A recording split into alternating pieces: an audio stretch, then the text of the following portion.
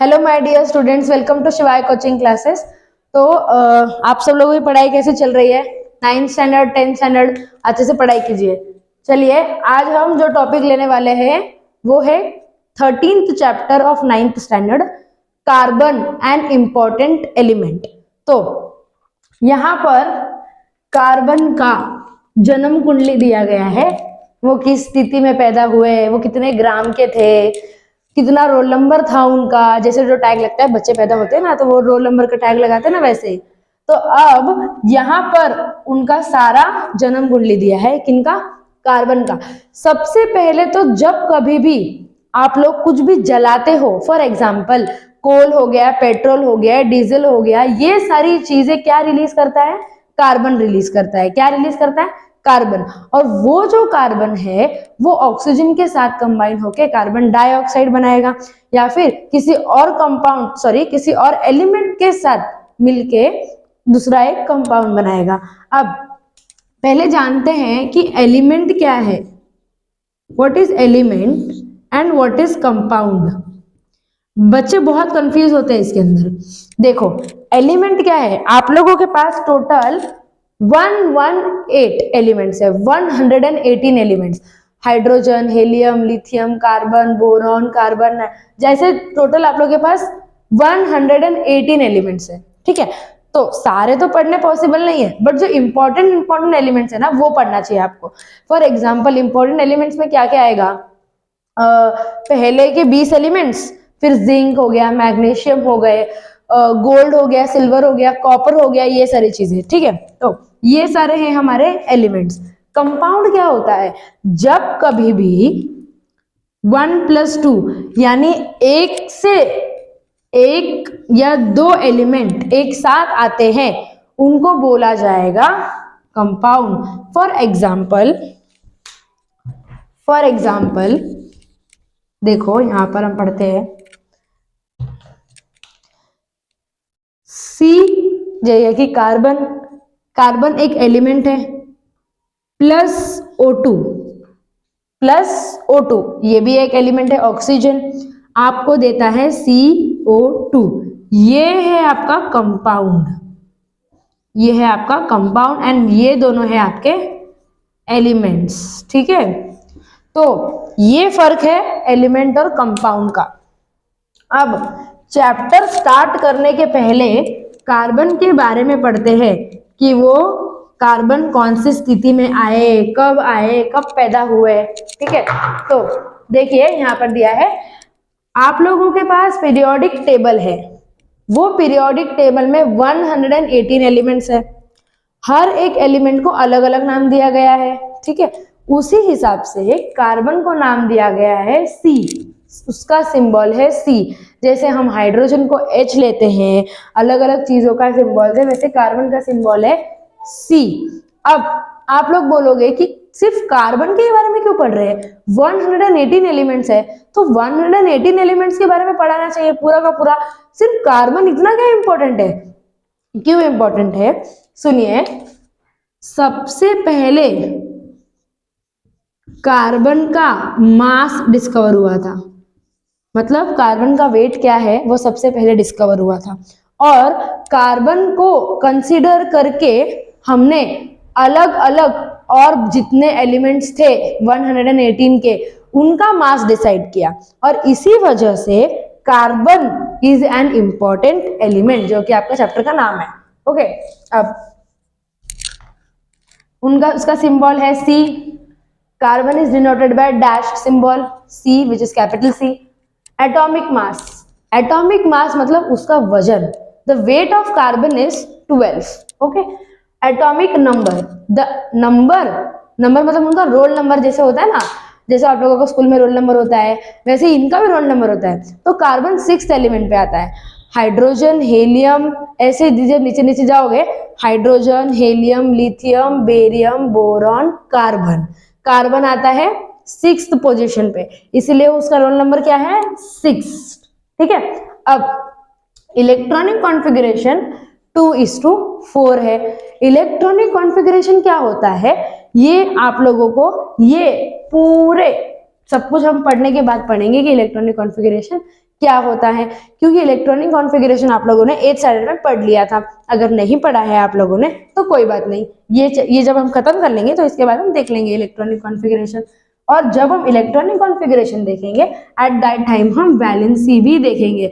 तो फर्स्ट हो गया symbol right, atomic number right, atomic mass right, electronic configuration and valency हमको नहीं पता है, क्योंकि ज्यादा से ज्यादा बच्चों को इलेक्ट्रॉनिक कॉन्फ़िगरेशन और वैलेंसी के बारे में पता नहीं होता है। इतना ले लेंगे, इसके बाद लेंगे इलेक्ट्रॉनिक कॉन्फ़िगरेशन और वैलेंसी। तो अभी आगे का देखेंगे। चलो first point, carbon available in natural only. देखो कार्बन कैसा होता है, कैसा होता है मतलब अभी फॉर एग्जांपल अगर आपको ट्रेन देखना है तो आपको स्टेशन जाना पड़ेगा, लेकिन आपको कार्बन देखना है तो कहीं जाने की जरूरत नहीं है। कार्बन पूरे एनवायरनमेंट में प्रेजेंट होता है, नेचुरली भी और कंपाउंड में भी। फॉर एग्जाम्पल वो अकेला भी होता है और किसी के साथ भी होता है। अगर कार्बन अकेला है तो अलोन, किसी के साथ है तो वो कंपाउंड बनेगा। कंपाउंड बनेगा का मतलब क्या होगा, कार्बन है तो ऑक्सीजन के साथ रिएक्ट करेगा, कार्बन है मैग्नीशियम मिल गया भाई उससे दोस्ती कर ली, कार्बन है फास्फोरस मिल गया उससे दोस्ती कर ली, किसी ना किसी के साथ वो फ्रेंडशिप करते ही रहता है। ओके, तो carbon available in nature only, nature में कार्बन अवेलेबल है एनवायरमेंट में। Next, it is in free as well as combined state. मैंने आप लोगों को बताया कार्बन फ्री स्टेट में भी है और कंबाइंड स्टेट में भी है। फ्री मतलब अकेला कार्बन, कंबाइंड मतलब किसी और के साथ। ठीक है, अब कंपाउंड देखिए, वो कंपाउंड्स, वो कार्बन के कंपाउंड्स जो प्लांट से मिलते हैं उनको बोला जाएगा ऑर्गेनिक कंपाउंड्स। ठीक है, कार्बन के ऐसे कंपाउंड्स जो हमको प्लांट्स से मिलते हैं जैसे कार्बोहाइड्रेट वगैरह, उसको बोला जाएगा ऑर्गेनिक कंपाउंड्स। क्लियर बच्चों? अब compounds obtain from minerals are inorganic compounds. Minerals से जो भी कार्बन ऑब्टेन होते हैं उनको बोला जाएगा इनऑर्गेनिक कंपाउंड। ओके, फिर से पढ़ेंगे एक बार।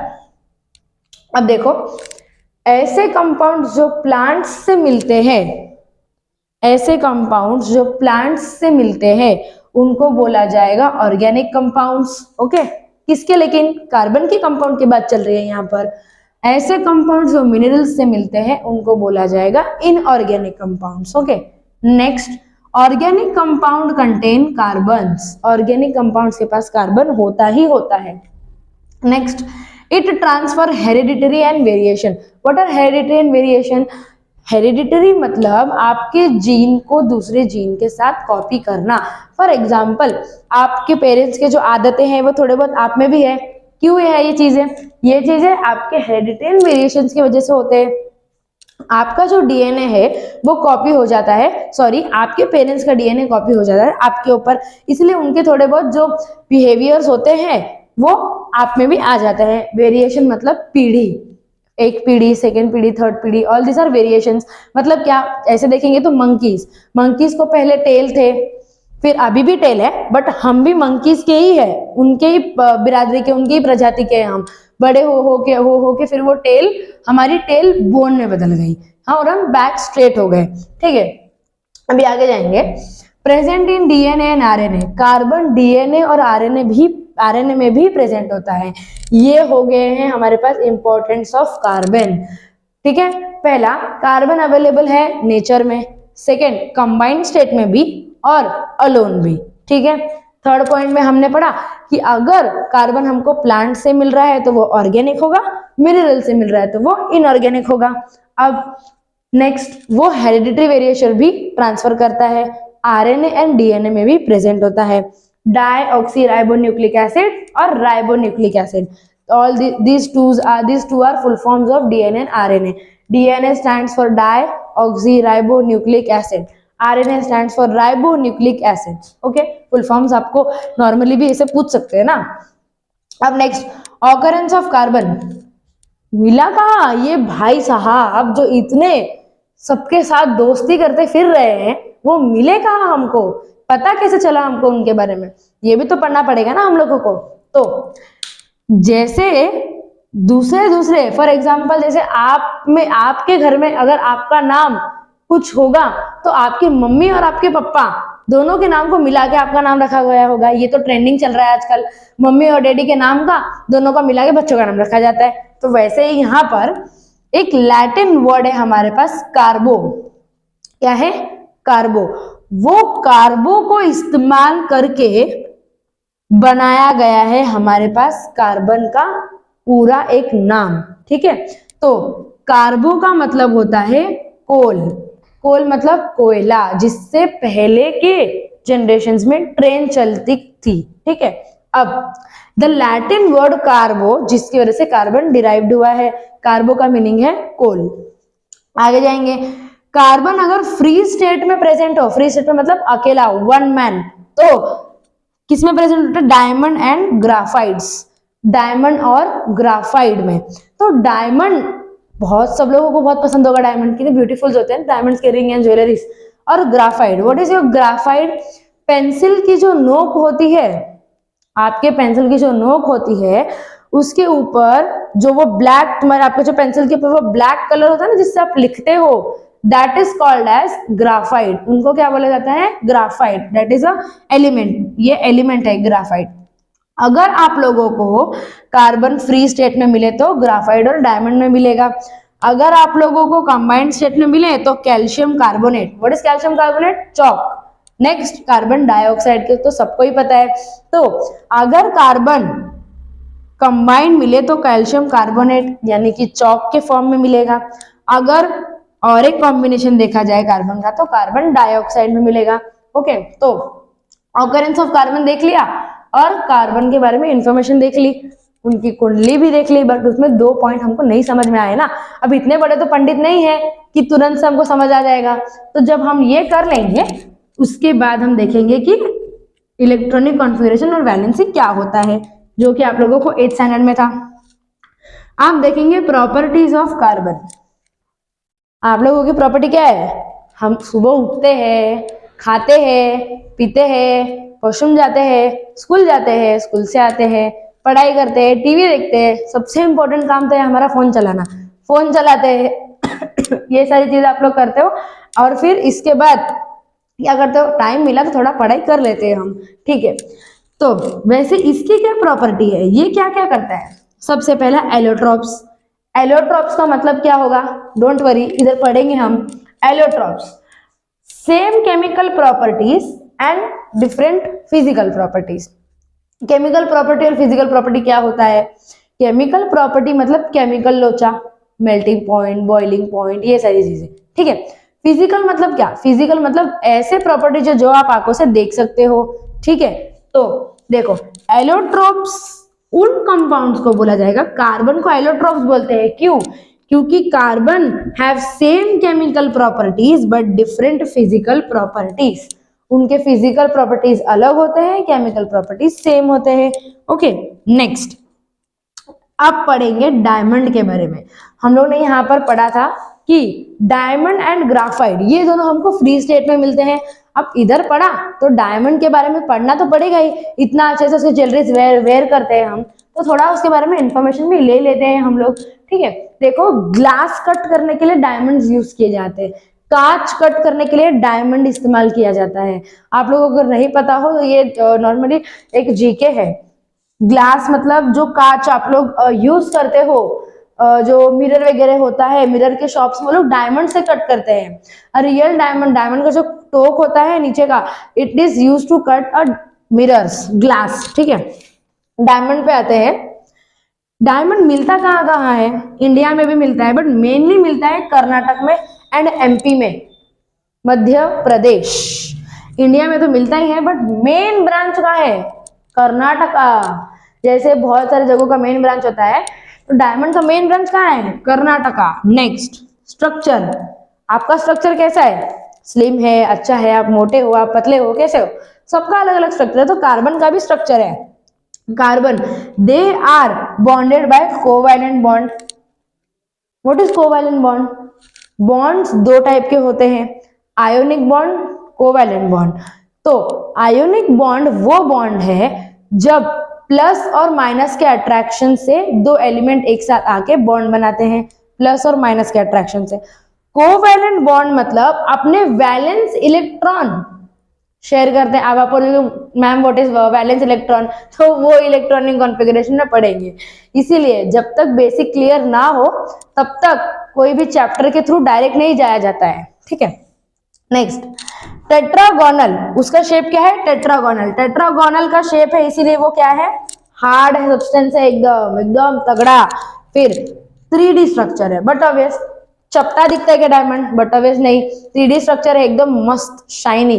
और एक बात याद रखना, ये डायमंड की क्वालिटी है, रियल डायमंड डजंट शाइन, और नकली डायमंड शाइन होते हैं क्योंकि उनमें क्या डाली जाती है? लाइट डाली जाती है, और वो ग्लास के बने हुए होते हैं। तो अब आप अगर अपने नॉर्मल मिरर पे अगर लाइट मारोगे तो क्या होगा? रिफ्लेक्ट होगा। अब ये डायमंड है, इधर एक देखते हैं फटाक से। For example this is your diamond. अगर इसमें यहां से हमने एक लाइट डाल दी तो ये लाइट पूरे इस डायमंड में रिफ्लेक्ट होते रहेगी आराम से इधर उधर। तो ये रिफ्लेक्शन की वजह से डायमंड शाइन होता है, रियल डायमंड शाइन नहीं होता है। Real diamond looks very beautiful but it doesn't shines. Okay, अब आप लोग कहीं जाओगे ना तो ऐसे हीरा ऐसे देख के लेना, शाइन नहीं होता होगा तो ले लेना, तो वो रियल होगा, ठीक है। अभी देखो, अभी थोड़ा स्ट्रक्चर और ये हो गया। अब प्रॉपर्टी ऑफ डायमंड के पास जाएंगे। डायमंड्स के भी प्रॉपर्टी है। पहला property, it is a natural and hardest. Diamond natural है, बिल्कुल बिल्कुल बिल्कुल नेचुरल है, इट इज नॉट फेक। और हार्ड है, ये तो आप लोगों को पता होगा, हार्ड मतलब वो सब्सटेंस जो इजीली ब्रेक नहीं होते हैं, ठीक है। डेंसिटी, डेंसिटी क्या है डायमंड का? 3.5 ग्राम सेंटीमीटर क्यूब। आगे, मेल्टिंग पॉइंट, डायमंड को कितने टेम्परेचर पर रखोगे तो मेल्ट हो जाएगा? 3500 डिग्री सेल्सियस। अगर आप डायमंड को 3500 डिग्री सेल्सियस पे रखोगे तो डायमंड मेल्ट हो जाएगा। Next, when diamond is triangle symbol मतलब हीटेड, जब कभी भी डायमंड को आप गर्म करोगे एट 800 डिग्री सेल्सियस, अगर आप डायमंड को 800 डिग्री सेल्सियस पे हीट दोगे ऑक्सीजन के प्रेजेंस में, in the presence of oxygen, then CO2 is released. Arrow मतलब रिलीज, ये है केमिस्ट्री की भाषा। जब हम डायमंड को 800 डिग्री सेल्सियस पे हीट करेंगे ऑक्सीजन के प्रेजेंस में, तब CO2 रिलीज हो जाएगा। रिलीज हो जाएगा मतलब निकल जाएगा, काम ही नहीं है ना उसका, तो क्या करेगा? Okay, next, do not dissolve. देखा है, हाथ धोते हो कभी, डायमंड की रिंग पहन के हाथ धोते हो तो डायमंड पिघल जाता है, अरे वाह हाथ धो लिया, डायमंड किधर गया? गुम। नहीं नहीं, डायमंड डिजॉल्व नहीं होता है।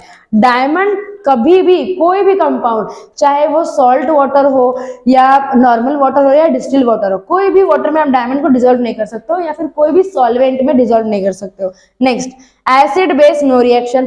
डायमंड के ऊपर एसिड डालो या बेस डालो, वो कुछ रिएक्शन नहीं दिखाएगी आपको, ठीक है। Next property, bad conductor of electricity. Diamond में से इलेक्ट्रिसिटी पास नहीं हो सकती। अगर आप सोचोगे कि डायमंड हीट हो सकता है, तो नहीं, डायमंड कभी भी ना तो हीट होगा और ना ही उसमें से इलेक्ट्रिसिटी पास होगी। डायमंड की मदद से आप लोग इलेक्ट्रिसिटी पास नहीं कर सकते हो, ठीक है। तो इतना कुछ हमने अभी पढ़ लिया। अब इस सेम वीडियो में हम लोग पढ़ेंगे इलेक्ट्रॉनिक कॉन्फ़िगरेशन और वैलेंसी के बारे में, ये पढ़ेंगे, एंड फिर इसके बाद हम लोग प्रॉपर्टी यूजेस ऑफ डायमंड वगैरह पढ़ेंगे, ठीक है। तो मैं इतना ही इरेज करती हूँ क्योंकि ये तो पार्ट चाहिए हमको। देखो, इलेक्ट्रॉनिक कॉन्फ़िगरेशन जिसको आता है वेरी गुड, अगर नहीं आता है तो रिवीजन हो जाएगा आप लोगों का। देखो, हम लोगों के पास जो एलिमेंट्स होते हैं वो एलिमेंट्स के पास 4 शेल्स होते हैं, KLMN। जैसे आप लोग भोज खाने जाते हो तो अलग अलग होते हैं ना खाने, हाँ इस प्लेट में हम पूड़ी लेंगे, फिर यहाँ थोड़ी सी भाजी लेंगे, ऐसे। तो वैसे यहाँ पर भी KLMN है। तो अगर हम देखने जाएंगे, देखो फॉर एग्जाम्पल, पहले लिया हाइड्रोजन का, हाइड्रोजन का रोल नंबर है 1। प्रेजेंट मैम, हाइड्रोजन आ गया। अब हाइड्रोजन के पास आया एक पहला शेल जिसका नाम क्या है, के। के शेल की कैपेसिटी है, एक प्लेट पे कितना ही खाना भर लोगे आप, एक पूरा टोप तो बिरयानी नहीं भरोगे। सेम चीज में इसकी कैपेसिटी है 2 पूरी की, इसकी 8 की, देन 18 एंड देन 32। मतलब अब के शेल सिर्फ और सिर्फ 2 ही पूरी खा सकता है, एल शेल सिर्फ 8 पूरी कंसिस्ट करेगा, M 18 and N is your 32। Okay, तो ये है मेरा हाइड्रोजन। हाइड्रोजन का रोल नंबर क्या है, 1। तो वो कितना पूरी खाएगा, एक ही पूरी खाएगा। तो उसको मैंने यहां पर दे दिया 1 इलेक्ट्रॉन। तो ये हाइड्रोजन एटम है जिसके पास 1 इलेक्ट्रॉन। ये है आपका इलेक्ट्रॉनिक कॉन्फ़िगरेशन। अभी थोड़े बड़े नंबर का देखेंगे। फॉर एग्जाम्पल देखते हैं मैग्नीशियम का जो है 12। ठीक है, मैग्नीशियम का देखेंगे जो है 12। नेक्स्ट न्यूक्लियस बना दिया, पहला शेल बनाया जिसका नाम है के। जिसका नाम क्या है, के। पहला शेल बनाएंगे जिसका नाम है के। तो के कितना पूरी खाएगा, 2 पूरी। तो यहाँ पर 12 है तो हम लोग यहाँ पे 2 के 2 पूरे भर देंगे। क्यों भरेंगे 2 के 2? ज्यादा नहीं भर सकते हो आप, कैपेसिटी जितना है उतना ही भरना है। कम भर सकते हो बट ज्यादा नहीं। ठीक है, फर्स्ट शेल तो खत्म हो गया। अब सेकेंड शेल। सेकेंड शेल में कितने इलेक्ट्रॉन भर सकते हो, 8 इलेक्ट्रॉन्स। 1 2 3 4 5 6 7 8। 8 अंदर, सॉरी 8 बाहर 2 अंदर, कितने हो गए, 8 9 10 हो गए। बट उनको कितना चाहिए, 12। तो क्या करेंगे, और एक थाली सजाएंगे इनके लिए। ये थर्ड वाली थाली, इतना भुक्कड़ है मैग्नीशियम। ठीक है, अब और 2 दे देते हैं उसको, ये और ये 2। अब हो गए इनके पूरे इलेक्ट्रॉन्स खत्म। 12 था, 12 का 12 मिल गया। तो इसको बोला जाता है इलेक्ट्रॉनिक कॉन्फ़िगरेशन। और इलेक्ट्रॉनिक कॉन्फ़िगरेशन उनके रोल नंबर के हिसाब से बनाते हैं। तो मैग्नीशियम का देख लिया। अब हम मास्टर का देखेंगे जिनके बारे में हम इतना कुछ पढ़ रहे हैं। वैलेंसी, सॉरी पहले इलेक्ट्रॉनिक कॉन्फ़िगरेशन देखते हैं कार्बन का। कार्बन का रोल नंबर है 12। तो कैसे बनेगा, न्यूक्लियस हो गया 1 2, बाहर बनेंगे 1 2 3 4 5 6 7 8, क्योंकि 8 की कैपेसिटी है। हो गए 10। कितने हो गए, 10। सॉरी इसका है 6, तो 10 नहीं भरना है हमको, हमने 2 भर दिए अंदर। 6 - 2 कितने, 4। अब भरेंगे बाहर 4, 1 2 3 4। तो ऐसा आएगा कार्बन का इलेक्ट्रॉनिक कॉन्फ़िगरेशन। पहले शेल में 2, दूसरे शेल में 4, और इसीलिए इलेक्ट्रॉनिक कॉन्फ़िगरेशन आएगा 2,4। Okay, electronic configuration 2,4। Hopefully clear हो गया होगा आप लोगों का इलेक्ट्रॉनिक कॉन्फ़िगरेशन वाला कॉन्सेप्ट। अब वैलेंसी पे जाएंगे। हमने यहाँ पर कार्बन बनाया था, नहीं इरेज करना चाहिए था। ठीक है, ओके। अब कार्बन बना दिया। वैलेंसी क्या होती है, कार्बन का वैलेंसी क्या होता है, लास्ट शेल में जितने इलेक्ट्रॉन्स प्रेजेंट होते हैं वो होती है उसकी valency. Valence electron, valence electron. Valence electron का मतलब होता है लास्ट शेल में जो इलेक्ट्रॉन्स प्रेजेंट होते हैं वो होंगे वैलेंस इलेक्ट्रॉन। इसके लास्ट शेल में कितने इलेक्ट्रॉन प्रेजेंट है, 1 2 3 4। तो इसके लिए उसकी वैलेंसी कितनी है, 4। कितनी है, 4। अब सुनो, वैलेंसी और वैलेंस इलेक्ट्रॉन में फर्क है। ठीक है, देखो वैलेंस इलेक्ट्रॉन पूछा जाएगा तो आप 4 लिखोगे, वैलेंसी पूछेंगे तो भी आप 4 ही लिखोगे। पता है क्यों, क्योंकि अगर यहाँ पर कार्बन है और यहाँ पर ऑक्सीजन है, तो अगर ऑक्सीजन के पास कम इलेक्ट्रॉन्स है, ये एग्जांपल है, ऑक्सीजन के पास कम इलेक्ट्रॉन, तो कार्बन अपने इलेक्ट्रॉन्स देगा ऑक्सीजन को, और इसको ही बोलते हैं शेयरिंग ऑफ इलेक्ट्रॉन्स। जब ये इलेक्ट्रॉन शेयर करते हैं, इस प्रोसेस को बोला जाता है वैलेंसी। मतलब क्या होगा, द कैपेसिटी ऑफ एलिमेंट, एक एलिमेंट की capacity to take the electron, electron को लेना, and to give the electron is called as valency. ठीक है, अब वैलेंस इलेक्ट्रॉन मतलब बता दिया, लास्ट शेल में जितने प्रेजेंट होंगे वो होंगे आपके valence electron. The number of electrons present in the outermost shell of an element is called as valence electron. तो पढ़ लिया ये, ठीक है।